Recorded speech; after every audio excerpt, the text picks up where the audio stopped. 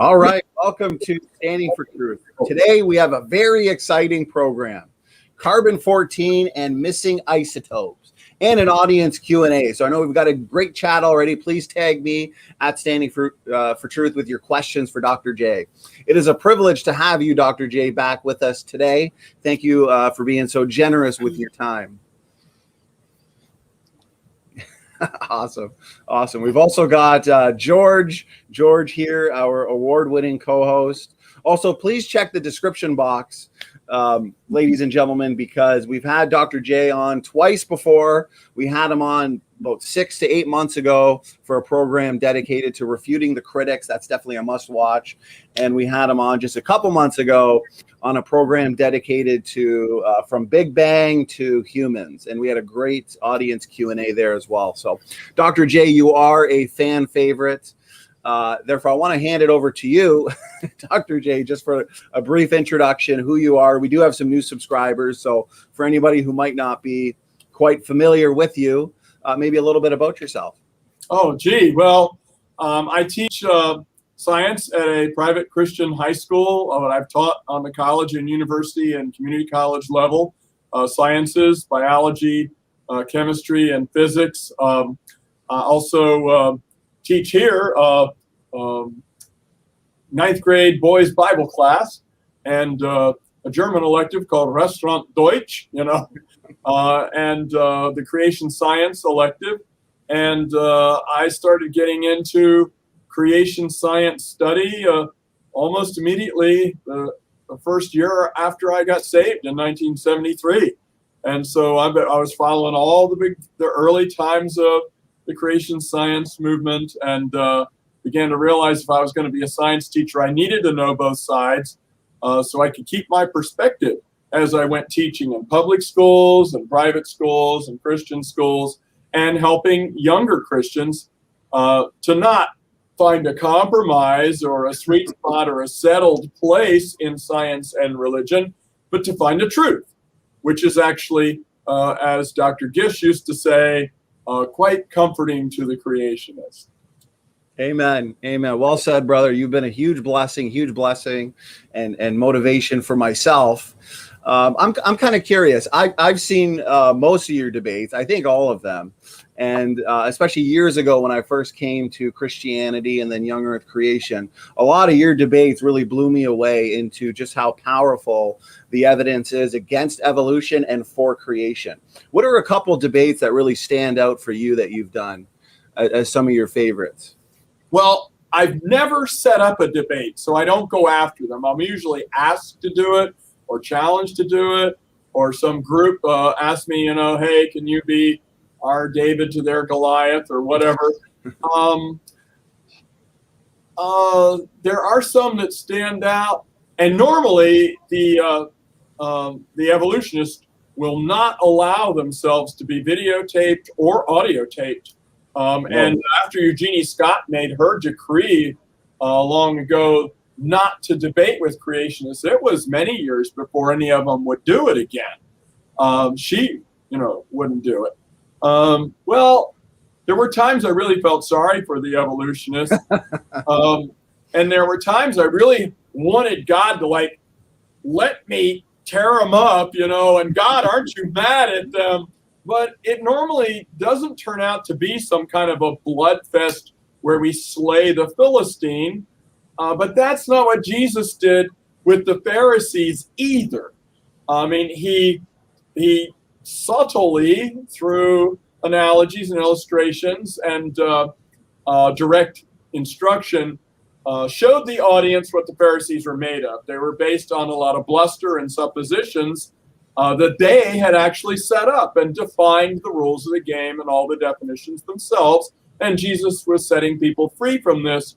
And so what our job has always been is to make sure the audience sees, I almost feel like it's a snake that says, says something that's, did God really say that, and then they go back in their hole. And I feel like the creationist job is to grab them by the tail, pull them out, hold them up in the sunshine and say, could you just say that again? That's the way you did the first time.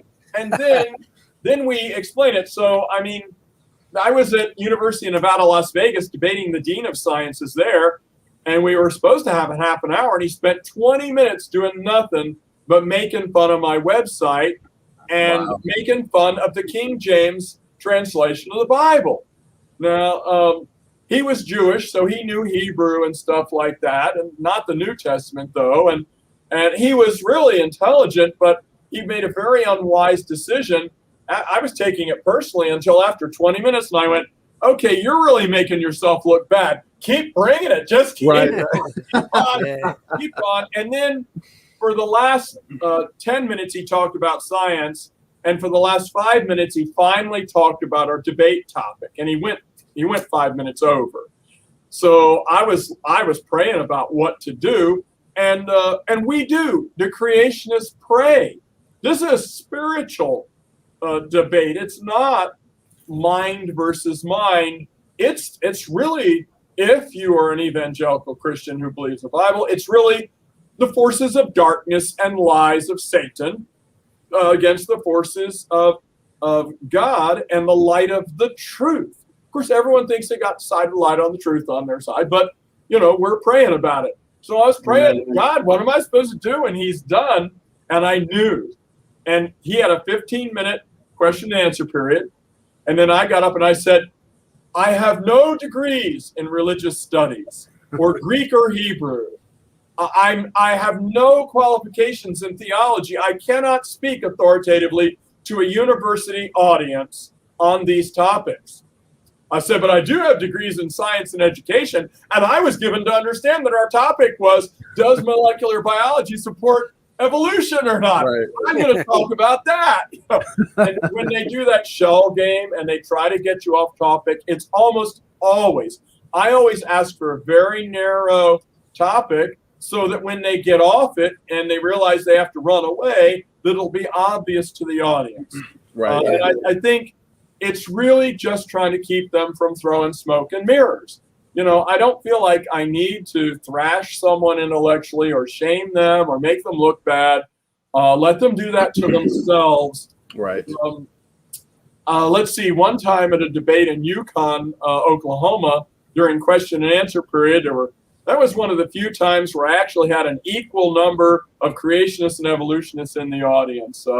There was 30 members from the Oklahoma City Atheist Club, and there were 30 evangelical Christians. And so it's a pretty good audience. But during question and answer period, one guy said, if you creationists really have all this science, then why don't you publish in the peer-reviewed journals? Yeah, Good question. Yeah, I get that all the time. I said, well, sir, that's because the people who are reviewing those peer-reviewed journals are not our peers. These are all people like you who immediately, write us off at the beginning as mindless kooks who don't really have real science degrees.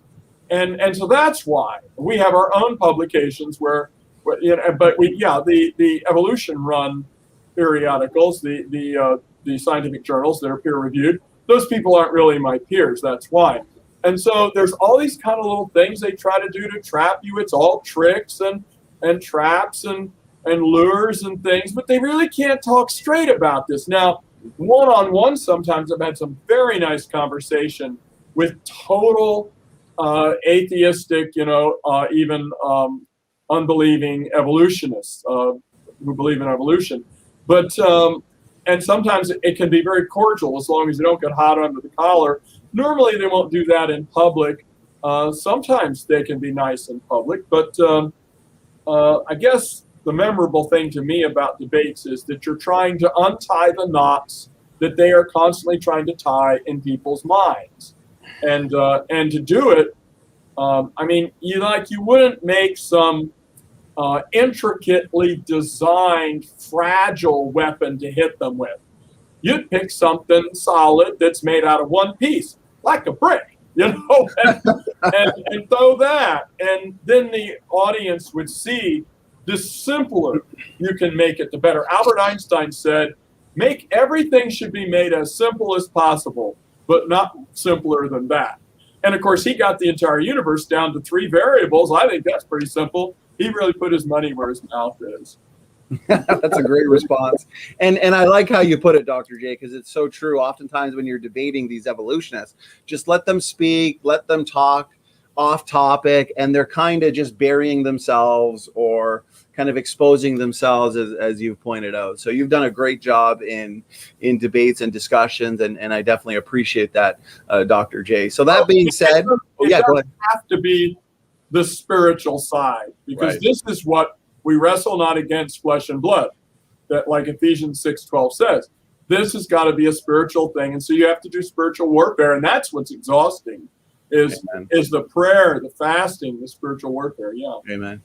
And there's always people on the fence in the audience. Obviously, you have your militant atheists who may not be willing to change their mind, at least in that moment. But you've always got people on the fence in the audience that are watching, and they are seeing, okay, there really is some evidence for creation and against evolution. I think those are the ones that we're kind of trying to reach. Go ahead, Dr. J. People always ask me, have you ever changed the mind of the evolutionists that you're arguing with? And I'm like, that's not what Jesus was trying to do. He wasn't going to change the Pharisees' minds, except Nicodemus, maybe some that were, like you said, on the fence in some way, standing back and really judging from the shadows according to a real, valid measuring stick, whether what this person was saying had any merit or not.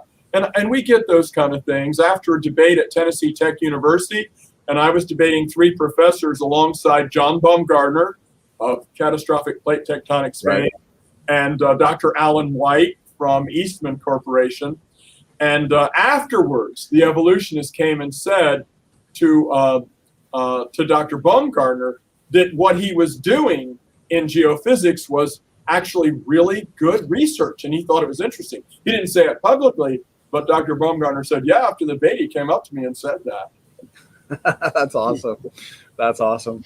So that being said, George, why don't we hand it to you to kind of introduce the topic. As I pointed out, Dr. J, you are a fan favorite, and we've already got questions coming in. We'll save those until after a brief discussion on carbon-14 and whether or not carbon dating is consistent or inconsistent, I guess, with a young Earth, George.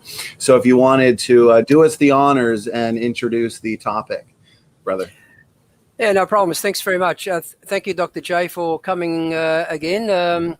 I was kind of surprised at a recent presentation or an interview that Rebecca on the Bread of Life had done with Rob Rowe, where he mentioned a couple of topics that I took a bit of Oh no, more of a challenge where he stated carbon-14 issues. By the way, for some reason, carbon-14 is always an issue for young Earth creationists, but never for old Earth or secular scientists. Their results are always correct. Our results are always incorrect. And he mentioned a few things about missing isotopes, which I've done a bit of research on, and we'll touch on a bit later on. But yeah, I thought it was important to let our audience in the chat know what we think about what Rob Rowe had said, and maybe we can disprove him. We'll leave it up to the audience to decide what they think. So I'll hand it over to you, Dr. J. If we can start on carbon-14, for example, and then we can move into the missing isotopes. Well, as I had said to you all before we started the program, I know I'm actually a biologist. I'm not a physicist. I'm as literate about these kind of things as most creationists are. But don't forget that everybody's, they accuse creationists of quote mining, but everybody is sort of data mining for something that they can find to use as ammo in this whole thing. But one of the things you have to realize about carbon-14 is no evolutionist uses it, because it has only a half-life of 5,720 years, 5,730, depending on what book you're reading. So with that half-life, after 10 half-lives, you're out about 50,000 years, and even 11 with the accelerator mass spectrometer method. You can maybe go out to 11 half-lives, 110,000 years. And that's a blink of an eye in evolutionary sequence time. No evolutionary biologist uses carbon-14 dating, because even if it worked exactly the way they think it does, and there were no problems with the equilibrium, there were no problems with all the things, the 4 problems that radiometric dating has, you must somehow guesstimate the original amount of the parent isotope. You must somehow guesstimate the original amount of the daughter isotope. You must somehow have some kind of guarantee that the sample has remained isolated for the entire period of time since the formation of the sample, which in their time frames could be, billions of years. And you also must know, and this is always the biggie, that the decay rates have been the same all along. And so even if all those things could be counted on as being good, for the evolutionist time frame suppositions, still, no evolutionist. If I was an evolutionist, I wouldn't date anything by carbon-14, because it wouldn't go back far enough to show appreciable evolutionary biological change. Well, yeah, thanks for that. The other point is carbon-14 dating is really just the ratio. They look at the ratio, and we know that that ratio is based on a constant that they use. I think it was pre-1940s to take away that contamination of the nuclear weapon testing. And there are so many other factors that can affect the results as well, like forest fires, volcanoes, CO2 being spewed out by volcanoes, etc. So there are a lot of assumptions there, and it should be taken with a grain of salt. But generally, though, if we're getting young ages of 50,000 or 55,000, as in the case of the 12 diamonds that were tested by the RAID team, you have to question if the Earth is really that old, because by their reckoning, diamonds are hundreds of millions to billions of years old, and really, when you get the results of 55,000 years, that there's something wrong with that assumption, because that disproves their narrative. I think we've said it many times on our channel. If the entire universe was made out of carbon-14, there shouldn't be anything left after 1 million years, completely gone. So I don't know where they're coming from. And I found it very surprising, Dr. J, that Rob Rowe had made this comment to Rebecca where he said, show me one old Earth creationist that thinks carbon-14 is an issue for for our old age determination. I mean, what kind of statement is that? You're asking your own people if they agree with young Earth creationists. It's a silly argument. Well, I was just going to say, it kind of goes back to what Dr. J was saying earlier when you were going over your past debates where they'd often point out, why aren't young Earth creationists publishing in peer-reviewed journals? And you pointed out that these deep time evolutionists are not exactly our peers. So in the old Earthers, they have a basic assumption and paradigm that they hold to. So when they find contradictory evidence in terms of C14 in diamonds and samples that are supposedly millions to billions of years old, they're going to do their best to force fit the data into their model as compared to tapping out and saying, okay, young Earth creation is true. After John Baumgartner presented the finding of the carbon-14s in the diamonds at the Geophysical Union, of course, a lot of people ignored that and all until they were trying to do some work with mass spectrometers and calibrating them. And it was evolutionists that then found carbon-14 in some diamonds. Then they believed it. And they were thinking it was machine noise, that there really, wasn't any carbon-14 in it. But then they found different diamonds on the same device produce different machine noise, a noise signal. So that bothered them. And then they cut up one diamond into 7 pieces. And this is the unbelievers, not Dr. Baumgartner. This is the non-creationists, unbelievers in creation. And they chopped one diamond up into pieces, and all of those pieces of that diamond had the same carbon-14 content within the margins of error, and enough to satisfy them that this diamond was all same one, and then different diamonds had different amounts of machine noise, or of the signal you would expect for a certain amount of carbon-14. They had different amounts of carbon-14 in different diamonds, same amount in the same diamond. So they just didn't know what to do with this. It really shouldn't have had any carbon-14 left. The contamination thing, or maybe there were other radioisotopes that were actually generating new carbon-14 in the diamond crystal. And by this time, you're getting a definite feeling, hey, I'm a teacher. You're getting the dog ate my homework story by that time. Well, that's a great point. And George, I guess before you add to that, I wanted to point out, because just last night I was watching a lecture on this by Dr. Andrew Snelling, who is a part of the RATE project with Dr. John Baumgartner. And he was pointing out that the laboratory that they, test these samples at, they apply very, very strict pre-treatment protocols. And he was talking about how these treatments involve harsh washings, repeated harsh washings in strong acids, to the point where these acids that they're using will literally dissolve anything.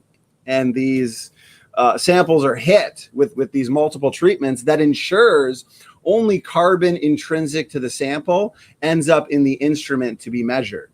So that means contamination cannot be used as a rescue device, because these samples cannot be contaminated. The carbon that they find in these samples have to be intrinsic to the samples. And I just find it amazing that we're finding carbon-14 in coal, fossils. Dr. Snelling was pointing to fossilized wood that's supposedly hundreds of millions of years old. And of course, diamonds, which are literally the hardest substance on this planet. And therefore, they would be the most resistant to contamination. So I just wanted to point that out. I thought they'd be resistant to any penetration to the core. And when they broke it up into pieces, that was the end of that story. Amen. Yeah, I watched that too in the lecture, where they broke it into pieces and still found detectable levels of C14, where these were repeated experiments and always came up with the same data that really is contradictory to the old Earth model. So great point, Dr. J.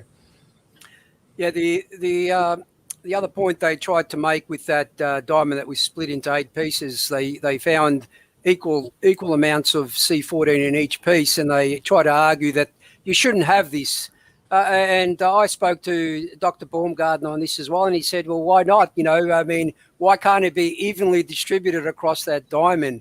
It's not as if the diamond was like a foot in diameter or whatever. But yeah, then they reverted back to the delta C13 fractionation, and they argued that that the ratio should be the same, and it's not. And I think Dr. Baumgartner mentioned, well, that could be a result of the statistical analysis, not necessarily anything else. But it's interesting to know, though, that there are two arguments to their C14 problem. They argue either in situ contamination, that is somehow the C14 got into the sample. And then, of course, as Dr. J correctly pointed out, in the diamond, that's impossible. And the other one is through neutron capture through nearby radioactive materials acting on the free nitrogen that's in the diamond, converting the C14. But there are issues with that as well. I mean, Dr. Baumgartner and Dr. Safadi have done the calculations, and they found that even if that was the case, that would only add, I think it was 0.0001 percentage modern carbon to the sample. I mean, the AMS measures to 3 decimal accuracy. We're talking about the 4th decimal. It's negligible. It's completely negligible. I forgot the other point now. Anyway, not to worry. I think we've made enough. Oh yes. The other thing is, then they try and throw their own people under the bus. They point the finger at all these labs that are run by professional scientists. They will throw their own under the bus and accuse them of being the reason why they found carbon-14, that they contaminated the samples. Oh, come on. What can you say to that? I mean, it's just dishonest, I think, and disingenuous to actually state that kind of a reason for the C14 being there. Yeah. Well, what are you going to do if you're an old earther, whether you're an evolutionist or an old earther creationist, with these kinds of findings? I mean, I don't know. I think they just have to kind of like the T-Rex red blood cells and the Triceratops horn soft tissue and the mosasaur soft tissue and all these proteins, and even the pieces of protein found in a T-Rex coprolite, piece of T-Rex poop. It actually had meat protein still left in it. They did figure out that the bone sizes of things in the coprolite, in the dinosaur dropping, were big enough that we realized T-Rexes didn't chew their food very well. They also didn't digest it very well because there was still undigested meat in the poop. And so what do you do when these scientific findings come out? That was harder because less was known back in the 70s and the 80s and even the 90s. But now at the turn of the century, the 2000s, the 2000 teens, there's every bit of data just comes to be some kind of a nightmare to old Earth and to Darwinian evolution, even neo-Darwinian evolution.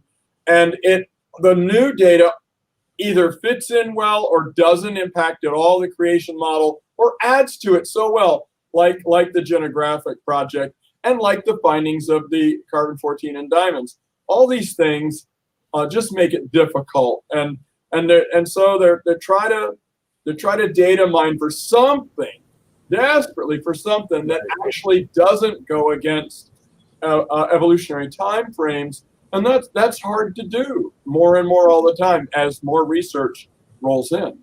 And I'd like to point out too, George, that in the lecture that I watched last night, and I'm going to share it for the audience too, by Dr. Andrew Snelling, he pointed out that a lot of what I would call rescue devices or criticisms of the rate results were actually looked at and analyzed during the rate project, and you can find answers in the rate book itself.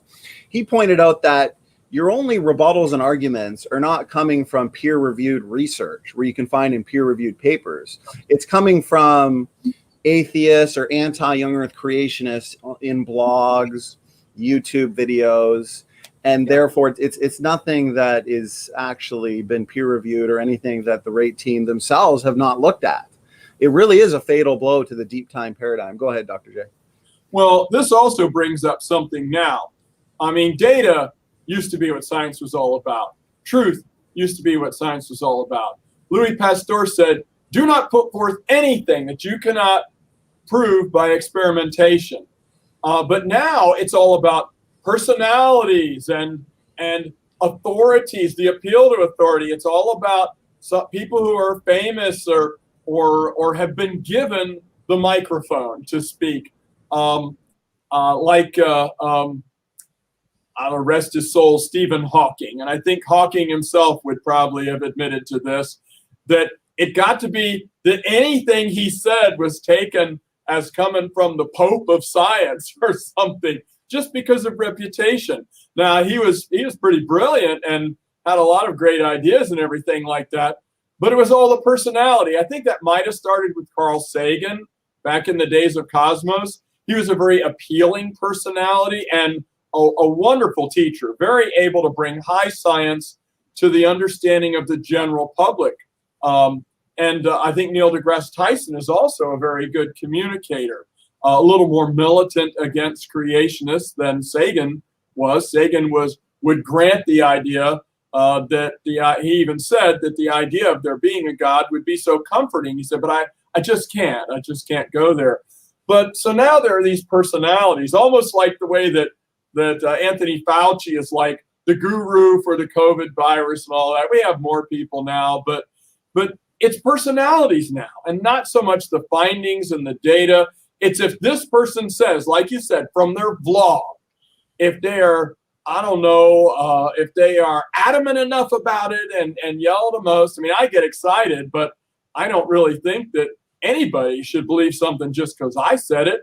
I'm saying that now, and I really would be scared and worried if people don't check on something I say, if they don't think back to the course in biology they took or the course in astronomy they took, if they didn't look it up in a book and see, but the kind of things that spew out, and like you said, it's from peer-reviewed journals, it's vlogs, right? It's YouTube channels, and it's these talking heads saying whatever they want, and if they say it just right, it's like a used car salesman, this was only driven by a little old lady once a week to church.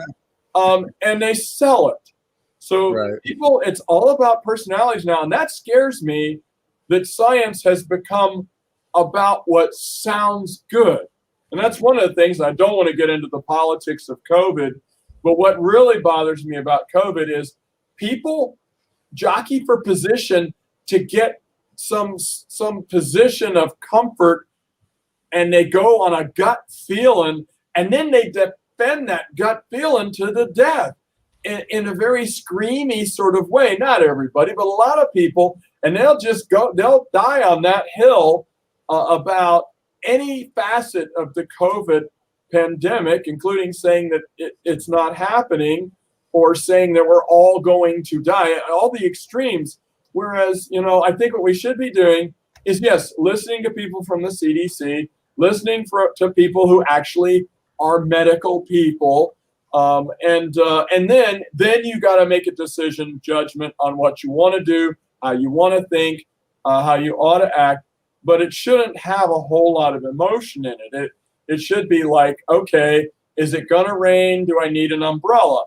And of course, weather prediction is much better than it used to be, but it's still kind of like oncology. There's an art to it, that it goes with the science too. But we need to, in this creation evolution thing, in this age of the earth thing, we need to be actually looking at the hard science and not just listening to personalities or the way that data gets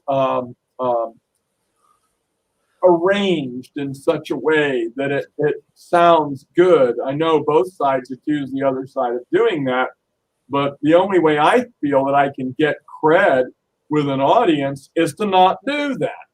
And I think that's what Jesus did when he argued publicly with people. I think that's what we got to do too. I don't know, I kind of rambled on, but you started it with that thing. And it is, it's about an unhealthy thing happening in science these days. Amen. Well said, Dr. J. I totally agree, Dr. J. We often say on this channel that we welcome criticism and we also welcome critical thinking. And we've invited guests on our show where they've had differences of opinion. If you're not going to ask these questions, whether they're tough or not, then you won't learn anything. And I was taught that very early on in my career, because engineers are more analytical scientists, but I was taught critical thinking. And I'll cite an example here where I find it surprising that the secular people don't do that, because there was a conference in Singapore, I believe. There was a group called the Paleo Group, consisting of about 5 or 6 secular scientists. Were going to present a paper on carbon-14 in fossils. Now, that paper was removed from the conference an hour before it commenced. What are these people scared of? Why are they scared of critique? That's what science is all about. I mean, you want to find the truth, and the only way you're going to find the truth is to ask the questions. And I'm really surprised that evolutionists will, when we're talking about peer review, they seem to be all looking to confirm their own beliefs, their own narratives. And if it goes outside that narrative, you're somehow shot down in flames and you're shoved in the side and you never get grant funding, et cetera, et cetera. So come on, guys. Science is about knowing the truth. So let's start looking at the truth.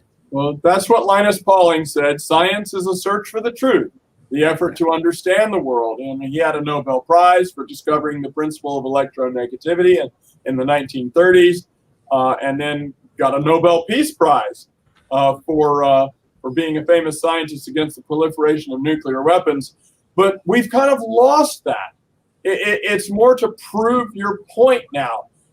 Science is now manipulated much more politically, and scientists have become, at least the spokesmen have become, more political about the way they deal with it. Now, the research scientists that make their living, that earn their living, like those people in those labs that do the carbon dating, they make their money this way. This is their job.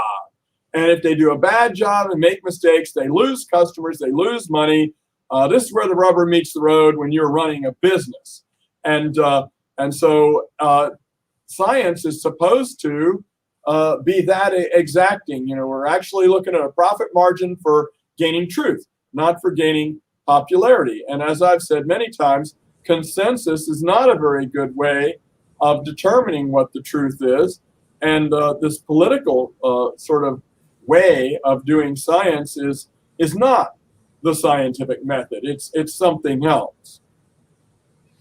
Those are some great points, Dr. J. George, before we move on to some questions as time is flying by, in order to wrap it up, I guess, on the C14, and I apologize if you already touched on this, George. I've also been kind of gathering questions from the live chat, but as we know, the only other, and I'm sharing screen here just to give the audience a visual, the only other major, I guess, rescue device or argument that we've heard from the critics or the old earthers comes from, and right here we have Dr. Andrew Snelling dealing with it, this idea that new radiocarbon was formed directly in the fossils when nearby decaying uranium bombarded traces of nitrogen in the buried fossils.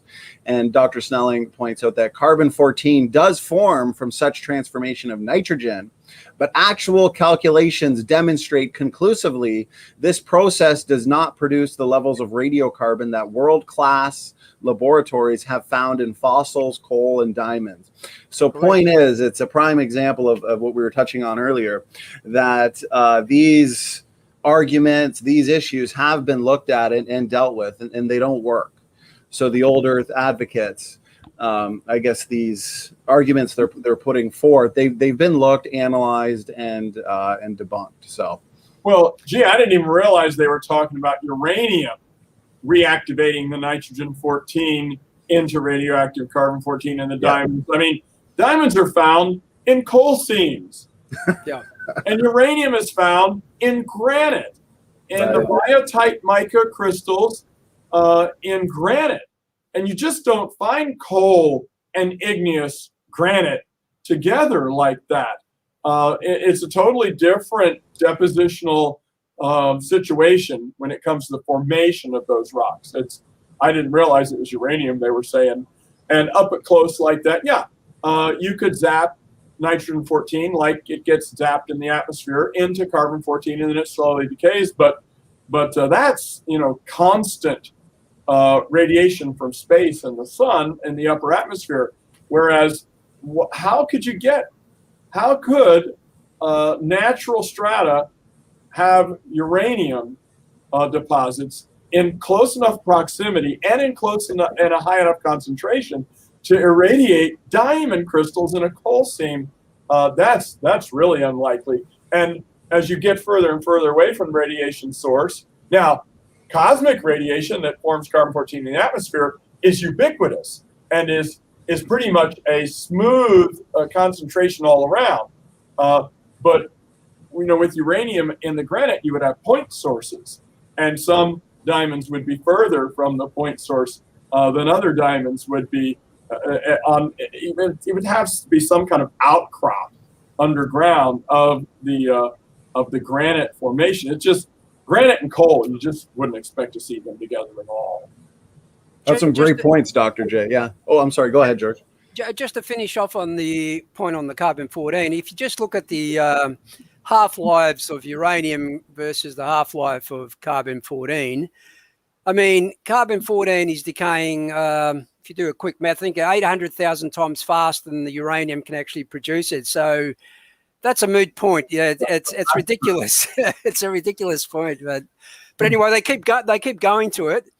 So if we can, the other point he made, Dr. J, on that particular stream with Rebecca was, they say that they can produce these elements in the laboratory that have half-lives of, a couple of 100,000 years, 700,000 years.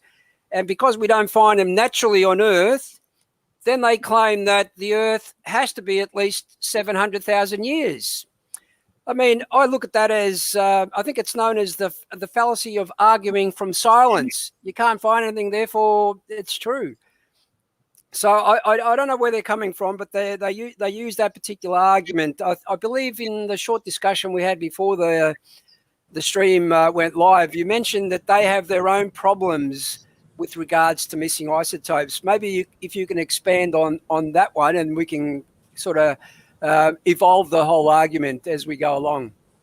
Well, let me back up with the carbon-14. Their assumption when they make these synthetic elements that are radioactive and have those half-lives, their assumption is that these did occur naturally at one point.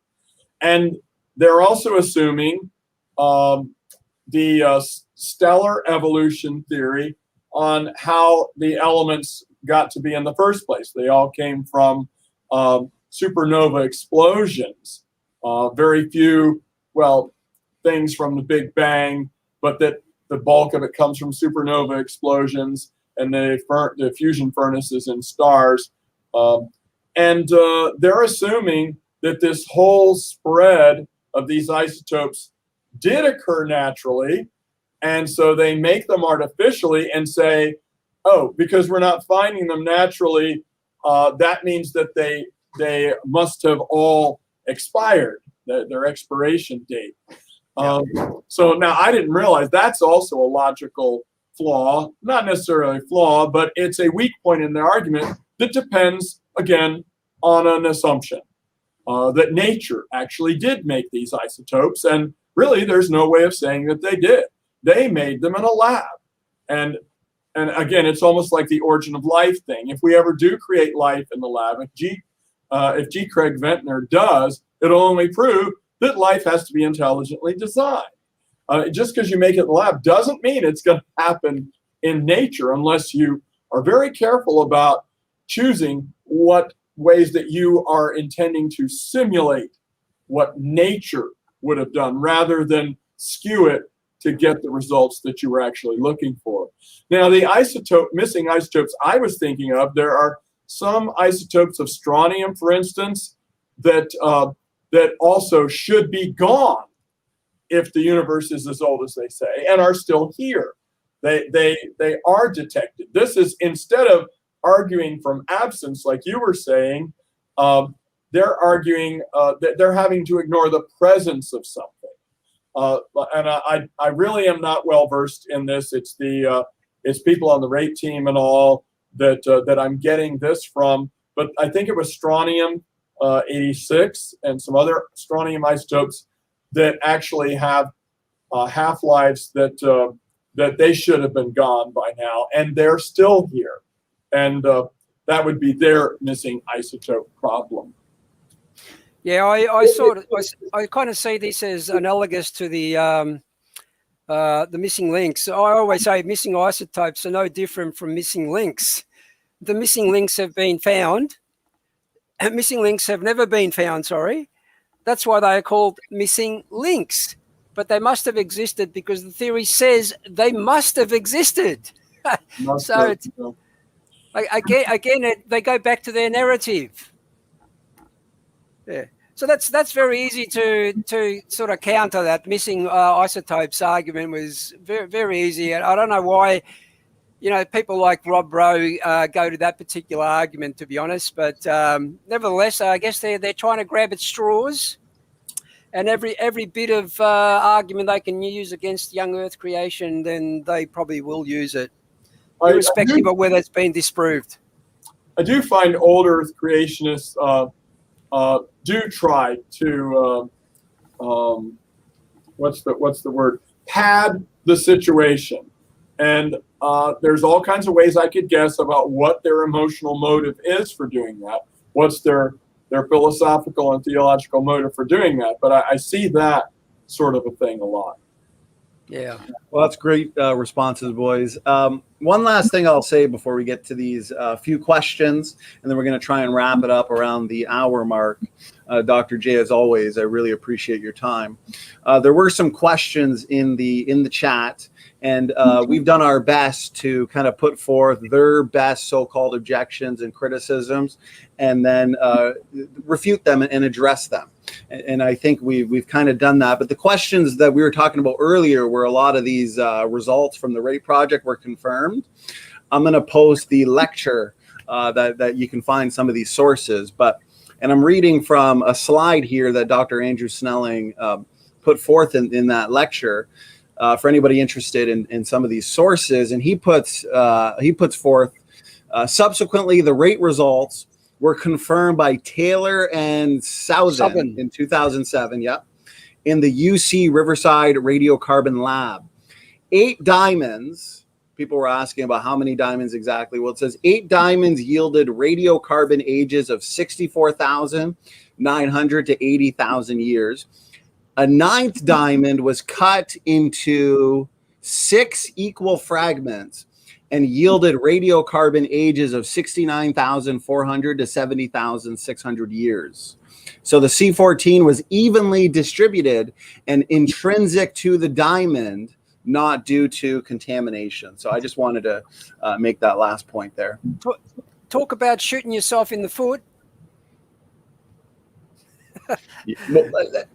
So the last question I'd like to ask Dr. J as we wrap up this topic is, if these arguments and objections, Dr. J, put forth by the old earthers really have been addressed and looked at, especially by the rate scientists who have done a lot of this, and therefore the data really is strong confirmation of a young Earth.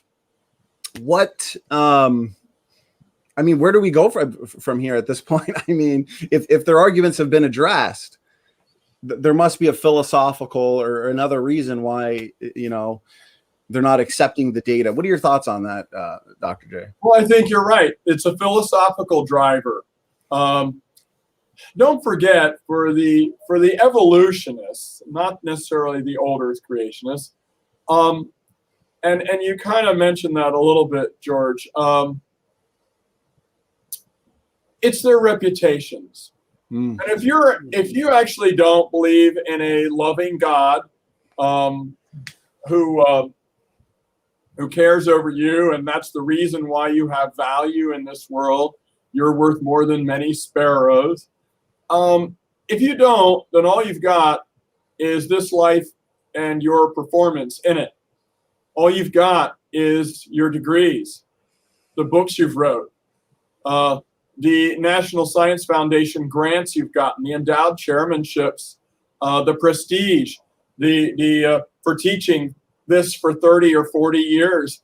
And if all of that is not true, very few have what it takes, internal fortitude and integrity, to actually say, my bad, I was wrong all this time. Many of them, they lose everything. The only thing they have is this reputation and the honor they've gotten. Like the Pharisees love to sit in the high seats at the feasts and at the meetings and things. And so it's really all they've got. So they're fighting for their lives. For them, it's a heady game of intellectual pride. And if that is taken away from them, it's their life. It's all they know. Now, I'm not talking about everybody, but when we're asking why do they persist this way? No, what about the old earth creationists? Why do they persist this way? Maybe it's fear of man, because evolutionists lampoon creationists all the time and put young earthers right next to flat earthers constantly, which, of course, is a straw man sort of a thing, or a guilty by association, and not even an association we make, but an association they say we have. And so it becomes all this kind of not just mudslinging, but a smear campaign and sort of trying to blow smoke and at people and shell games and distracting from the truth and the science about it. And it's all about sort of the force of someone's personality. And I always say, you know, the nature of the universe doesn't change as a argument between two people sitting on a park bench. So as the tide of the argument goes back and forth, the universe doesn't change. I always like to say Pluto doesn't care. Yeah. Whether we think it's a planet or not, we can sit down here and argue about it. But if there were Plutonians, they just wouldn't care. And Pluto just goes on doing what Pluto does, and we change our definitions and our categorizations. And the universe doesn't care, because science is all about finding out what's true, not proving that you're right. As a matter of fact, when Mary Schweitzer found the red blood cells, I mean, Jack Horner didn't automatically tell her, oh, no, you're wrong about that. He said, I want you to spend the next year trying to prove you're wrong. Yeah. Try to prove you're wrong and see if it works or not. And that's really, you're supposed to have so much guts in science that you actually ask people to try to prove you're wrong, and you try to prove you're wrong. And if it can take it, now it enters the zone of credible science. If you haven't been able to falsify what you have believed with science, then now you can really move ahead now. And that's what, of course, all the soft issue thing did. I hope that kind of helped. Amen. I completely agree with every single word, Dr. J. Very good response. I really appreciate that. George, was there any final thoughts on that topic? And then I'll try and get just through a couple of these questions. Yeah, go ahead, George. Yeah, Donnie, based on what Dr. Jackson was saying, I mean, we've all heard about peer review and how wonderful it is, but there are a number of papers that really suggest many of those papers are unrepeatable. You can't repeat them. I think that's something around about the 51 to 60% mark. That's a lot of papers that can't be verified through repeatability. And there are so many examples now of utter fraud. That should never happen in a peer-reviewed scientific paper. Should never happen. And you have to ask, what is their motivation when they can go to fraudulence in a scientific paper I shake my head. I really do. I shake my head. They put a lot of faith in these peer-reviewed papers, especially the evolutionary ones.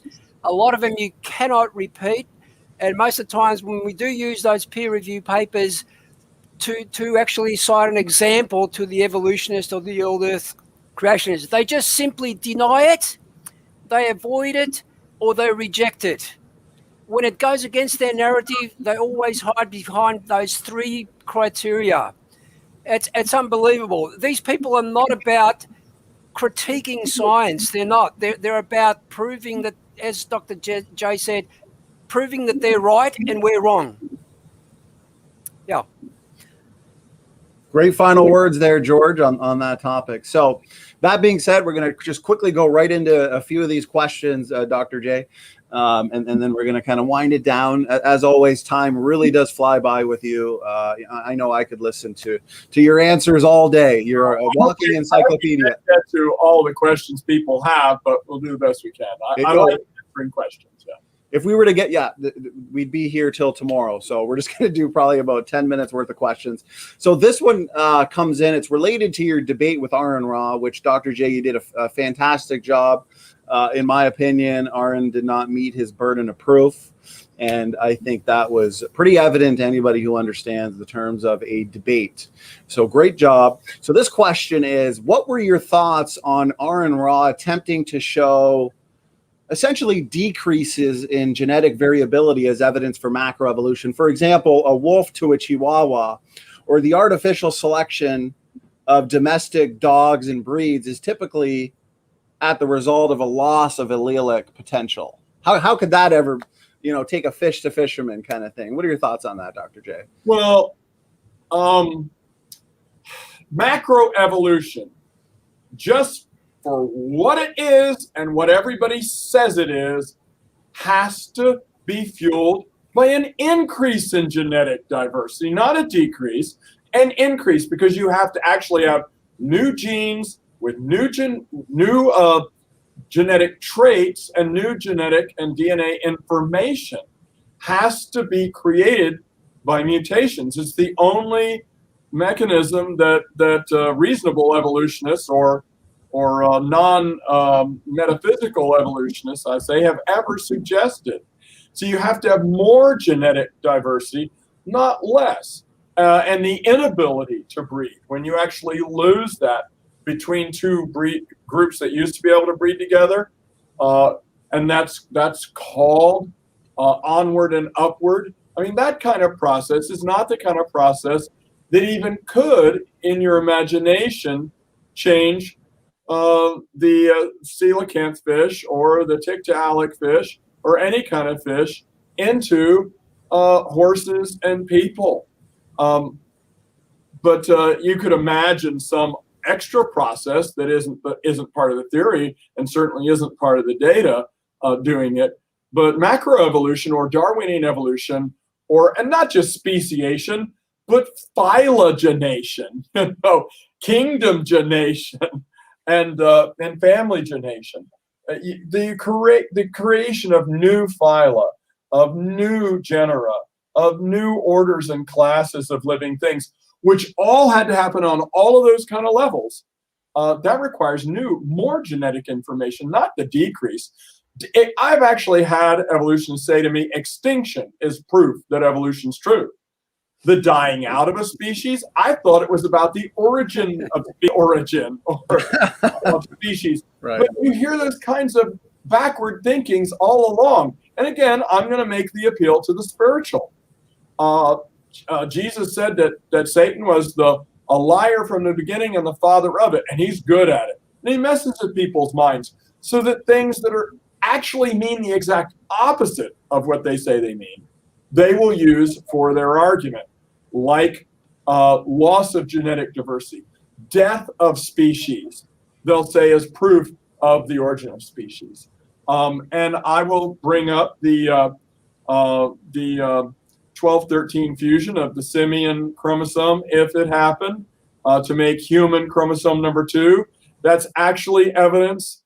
I believe there's a good chance the fusion really happened, and some creationists argue it never did. But even if it did, it would be proof that that the simian lineage and the simian genetic pathway was never connected Right. to the hominid or to the human pathway, because all humans have the fusion and no simians do. It would have had to have happened at exactly the moment when the lineage is split, and not a little bit after, and not a little bit before, or else you would not have this clean break. I just think, and they'll say it's one of Kenneth Miller's favorite proofs of evolution, which is really when I debated a professor at Marshall University, he brought that up, and I brought up, no, that's actually disproof, and they're so shocked when you can bring this out. Now, just like when Jesus spoke to audiences, and when Ronald Reagan talked over the head of Congress and talked to the American people, if you can show the audience, and it's easy for an audience to see this, that these people their thinking has gotten in the weeds and the devil's in the details, but when step back and look at the big picture, let me read that quote again there, that a decrease in genetic variability is not what macroevolution needs to fuel itself. It needs an increase, because you have to have all these new genetic variants that have to form for natural selection to have enough material to work with. It's the opposite. Yeah, you probably heard the comment that evolution in reverse is also evolution. Stasis is also evolution. Co-option is evolution. All these terms that they've invented to actually prove that evolution does happen, even though it's never been observed. So unbelievable. Well, that's just a bunch of semantics, and word games.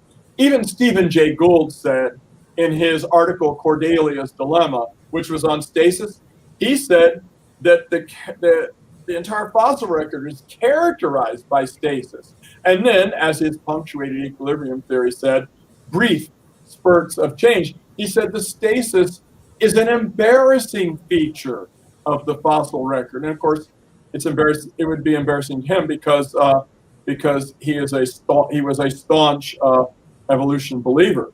I will add that I heard Stephen Jay Gould speak on the Lucy fossil at George Mason University once, and I thought he was, and I do admire and respect that, because I'm a teacher and a doctor of education. He's just a sparkling conversationalist from the podium. He just did a wonderful job of lecturing on this topic. But of course, I believe that he was wrong about Lucy. But I do agree with him that the stasis is actually an embarrassment to the evolution. It's not something that is evolution. He said, he even called stasis, Stephen Jay Gould said this, he called it non-evolution. Yeah. Well, great points. For his layer of evolution is to actually turn it on its head and say that stasis is evolution. I think Stephen Jay Gould would be rolling over in his grave. You're making us all look stupid. One thing I liked about Gould, he would blow the whistle and say, guys, we got to stop this. The creationists are taking advantage of this because we look stupid with this. And he would fix those things, man. He would try to go to work, but he admitted the problems and tried to go to work on them. And I truly missed him and his brutal honesty after he died. I guess it was right after the turn of the century. I'll tell you, he was bold and at least said the truth about the data. His interpretations were all evolutionists, but he never tried to cover up the data. Yeah, Dr. Joe, we hear a lot about transitional fossils.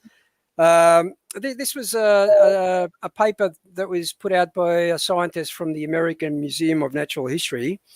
It's titled "Scientists Conclude Human Origins Research is a Big Mess." And just not to read the entire quote, but it says, as a consequence, there is no scientific consensus on the evolutionary role played by these fossil apes. I mean, even their own conclude that they can't find these so-called transitional fossils that they point to are not really a consensus amongst their own scientists. Well, I have some quotes that I use all the time from the mid-2000 teens, and I'm sure they're still good. They say that the origin of our genus, of the Homo genus, Homo sapiens genus, is still the holy grail of anthropology and human paleontology. They haven't found it. They've never found it. The honest researchers out in the field trying to actually get this scientific investigation done are the first ones to say, we're working on it, but don't put words in our mouth. Normally, the people who dig up these transitional forms, like Tim White and the Ardipithecus ramidus, I mean, he said, this is not the missing link. He said that in October of, I think it was November, October of 2009. And then in 2010, it shows up on the front cover of National Geographic, which is not a primary, but they spin it to be in favor of evolution. And I'm sure Tim White was like, guys, why did you do that? They put the skull on the cover of National Geographic and called it a 4.5 million year old woman. Tim White would never have said that because he said it's not the missing link. It's just the closest we've been able to come. So it's these spin doctrines and things to bolster up a theory that desperately needs to, because way back in the day with Paley's, watch and everything, the argument from design and all that, the evolutionists need an explanation for the world. Yeah, just a world without God. Just to conclude on that point, this comes from a physics.org paper, so it's a peer-reviewed paper. Just a concluding argument here. It says, overall, he says, the researchers found that most stories, he calls it stories of human origins, are not compatible with the fossils that we have today. Come on, they're your own people are saying it, yet they avoid it and reject it. Unbelievable. Yeah. Donnie, do you want to go to the next question? Yeah, before we wind it down, I definitely want to get to this question because this one's important. And again, it relates to your debate, Dr. J, with Aaron Ra. So the question is, the title of your debate was, what is the most recent common ancestor of monkeys and humans? Therefore, was that question ever actually answered? And why is that question so important when it comes to the origins debate? Well, it's one of the important questions, like the origin of life, the origin of man, the origin of the universe. I mean, it's a very big turning point and one of the big points of faith for a naturalist or a materialist or an atheist. So it was an important question. And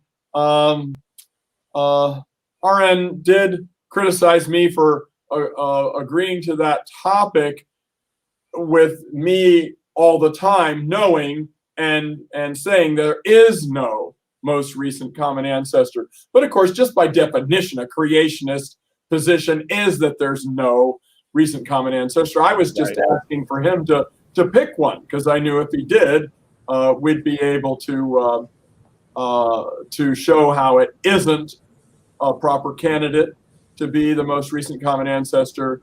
And instead, we talked about dogs the whole time. I don't think it ever was answered. I mean, he kind of mentioned Lucy. He kind of mentioned Sahelanthropus chilensis. He kind of mentioned actually some fossil species that were way off the main sequence that evolutionists actually use in Science magazine and National Geographic magazine. The real researchers in the field who are credentialed wouldn't have used some of the fossil species he was talking about. So those don't matter in the big argument because I know no actual experienced evolutionist in the profession, they wouldn't have used it.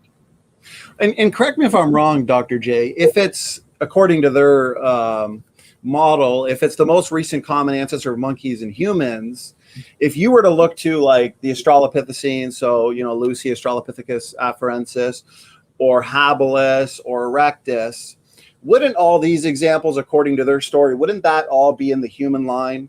So that would have taken place after the split anyways. How could that be?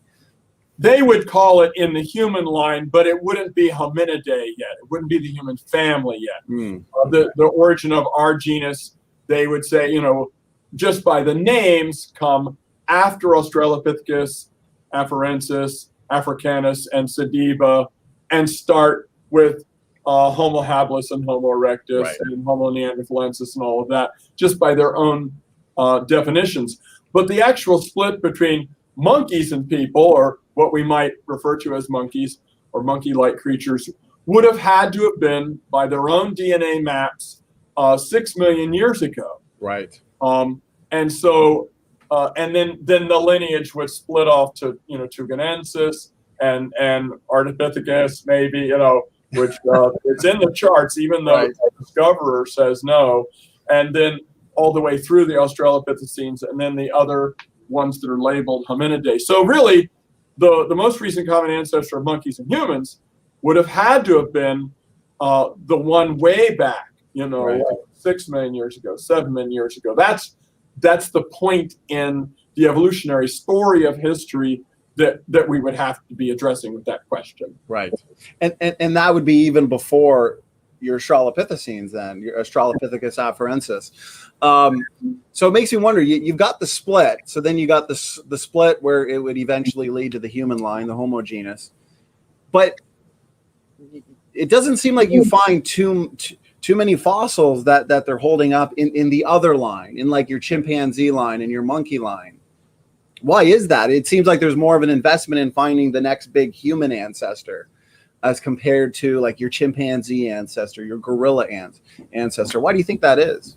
Well, I think that's because humans are most concerned about humans. Right. When I first started doing teaching and lecturing on topics in evolution, I pretty much ignored all of the human evolution stuff because all of the other orders of living things, the evidence was so glaring and just blasted at you. And there's only these little fine gradations of evidences and fossils and even concepts that are talked about. But I found out later that people only wanted to hear about human evolution. And so probably there are extinct ape and chimp type fossils. There are extinct fossils in those lines of versions of these different kinds of great apes and monkeys. But people don't talk about them much because they're not interested in that. They are interested, as you said, in our branch on the evolutionary story family tree, and looking for the missing link between monkeys and humans. Now, the ones that come after the split could be of interest to an evolutionist as the forging ahead in the human story after we leave the chimp line, and so those could be considered missing links of that. But none of them would be missing links from how we made the jump from monkey to human. Right, exactly. Great points, Dr. J. Well, I want to respect your time. You've had a busy day. This is your third time on the program, and it's always been a great discussion. We've always had a great audience with some great questions. So I really appreciate, Dr. J, you giving us your time, being so generous with your time. Is there any last final thoughts, final points, final words you wanted to make? Well, I could see a couple of the questions there, and I kind of just addressed the Lucy questions sent in. But the endogenous retroviral sequences question, I think I would like to address that. Are herbs convincing evidence for universal common ancestry? Yeah. No. And if we're talking about, there wouldn't have been any herbs in the original ancestor because they weren't getting viruses. Bacteria can get viral infections, but we wouldn't actually have their genome left to show it. But as far as humans and monkeys and the herbs, humans are carrying about 90,000 different endogenous retroviral sequences in our genome. And there's only 12 or 14 that actually don't hurt evolution. They actually go with the evolution story. And actually, I've been told by evolutionists that there's less than that. But for them, only 1 out of 90,000 of the herbs actually dovetailing in some way to the monkey story would be enough for them. When really all it takes is for a monkey and a human to get the same cold virus or the same flu virus that's going around, and we would have the same herb. Yeah. I mean, you know that swine can get the same flu as we do because we call it swine flu. Birds can get some flus we can get because we call it bird flu. All it would take is monkeys and people living at the same time, getting the same viral infection, and we would have the same herbs, probably at the same place in the genome, because those places would be where the virus plants its sequence, and also that it has been shown that there are certain weak points in the genome, and our genome is very similar to monkeys because they are designed mostly like us, and that's where those sequences actually go.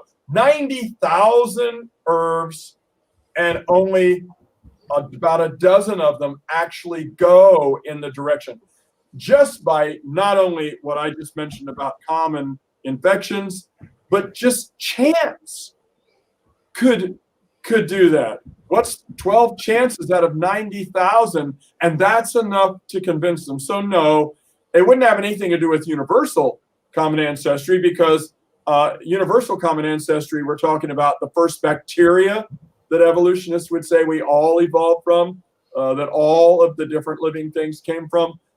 There wouldn't be any herbs at that point in history that would have commonalities in all the different phyla and everything to make that kind of a connection. So what they try to do is make the connection between herbs that are found in humans and in monkeys, in simian genomes too. So I did want to make sure, because I'm a teacher, I kind of feel like I have to answer every question. Those are the only ones I can see. So I wanted to go ahead and make sure and say that.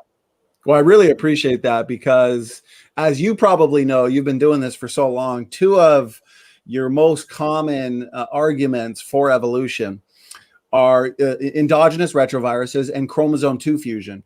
And you thoroughly refuted both of those in this program. You don't even have to know a lot about genetics to understand how I explained it, and for you to know it's true. I mean, refuting, all I did was tell you the science situation of it. I mean, it's freaky, isn't it? It is. How they'll cling to something that really is either innocuous or actually against evidence against that leans against their, as George keeps calling it, their narrative. Then they can't see it. They're trapped in an illusion, and it's all from self-aggrandization, right, ego, and I don't know what what gives meaning in their lives, but it should be the search for the truth and real science and the scientific method that gives meaning to the life of a scientist. Yep. And it's like you pointed out earlier, and you pointed this out in your debate with Dr. Herman Mays, another great debate that I really enjoyed, where you did a great job. You pointed that same thing out with the chromosome 2 fusion, that at best you have a fusion event directly in the human line. And I always think, okay, we have a bottleneck at the flood with 8 people. So with genetic drift, if there was a fusion, we can easily explain how every single person on the planet today has that fusion. The evolutionists, on the other hand, that would be a difficult task to explain how everybody has this so-called fusion. Yeah, Noah had the fusion, and presumably the 3 wives of his 3 sons lived in the same region of the earth, not a continent away or anything like that. And so it would be logical to assume, it's very, very easy chance that the 3 girls, their wives, would have had the fusion also. But the fusion could have happened since Adam and Eve, and just a bottleneck there.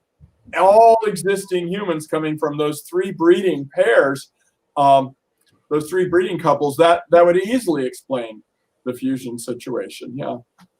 Amen. Amen, brother. George. With Herman Mays, he pretended not to understand the simplicity of what I was saying about the fusion and the split.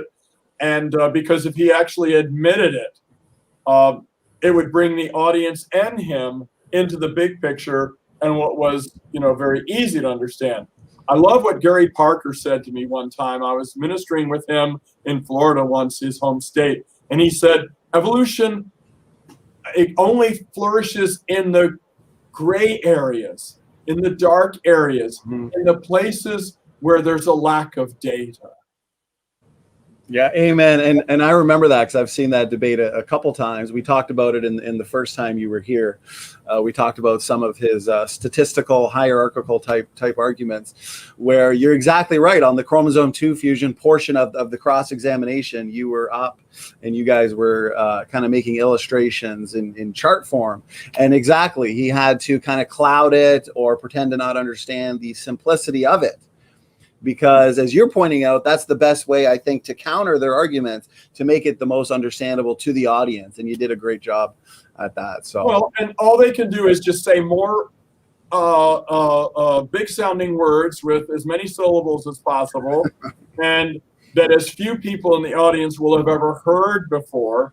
And because the word on the street is that creationists don't know these words, he's banking that I'm not going to know what he's saying too. And it's just a real sad smoke and mirrors game, is what it is.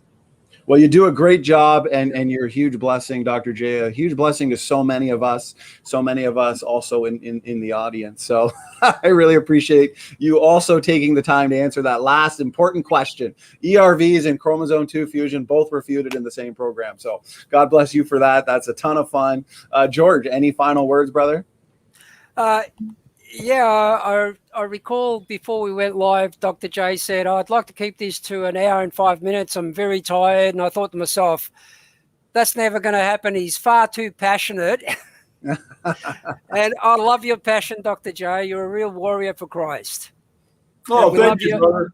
That's the name of our team at Grace Christian School, is the Warriors. That's it. Oh, there you go. It's on the cup there. It's on the mug, Warriors. Oh, well done, yeah. It fits perfectly, Dr. J. Thank you, You're brother. a warrior. Every time that you've been on, time flies by. We always go about an hour and a half because there's just so much information and so much information that you can provide us. So that being said, thank you again, Dr. J. Thank you, George. Epic program. Dr. J, any last final words before we just shut it down? No, thank you, brothers. It's also been, well, it's been wonderful and cool. And we're just looking for the truth. Science should be a search for the truth. Religion should be a search for the truth. And there's the universe is just a certain way, not what anybody thinks it is. Amen. Oh, yeah, that's a quote from Job. Should it be according to thy mind, he will recompense as he wants to. Yeah, I think that's a good way to end. Should it be according to thy mind? No, he's God. The universe is. Even if you don't believe in God, the universe isn't going to cooperate with you just because you're you and you're so smart. God bless you guys, and thanks very much again for having me. It was fun. Amen, brother. Always a good time. And here at SFT, we say, defending the truth of biblical creation. That's all we're about. Amen. Thank you again, Dr. J. Much appreciated. Thank you so much, brothers. God bless.